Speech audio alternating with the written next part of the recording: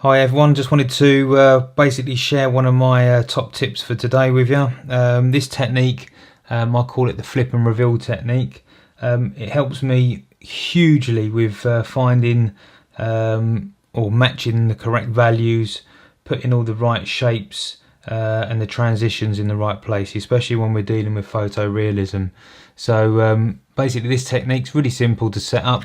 You'll need your line drawing and you'll also need one of your reference images, and all you literally do is place your image directly over your line drawing, and what you're trying to do is literally flip this backwards and forwards and line it up with your line drawing underneath. And what you're trying to look for is all these edges all match up when you're flipping it backwards and forwards, that it lines up correctly, and hopefully you can get an idea there. Yep, that looks great to me.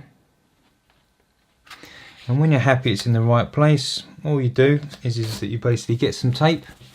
This stuff that I'm using here is called frog tape. You can get it in any DIY shop. And once you put the tape down there, oh by the way, there's the frog tape. Like I say, you can use any masking tape, but this is just the one that I picked up.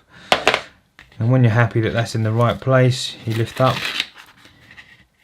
your line drawing underneath and your reference, and you literally just tape that straight over so that you make a nice little gate, and you place it down. And now you've got a really cool and simple way of flipping backwards and forwards, checking your reference, and in here you can just see where it then blends into a slightly highlighted part of the brick. And when I flip backwards and forwards, just as a quick reference, this will help me out hugely.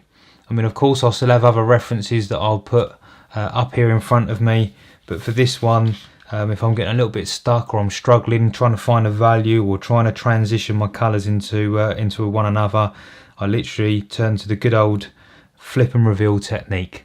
Now, I hope this technique works for you guys. If you can leave any comments below, anything you don't understand, just let me know, and I'll be happy to help. Thank you.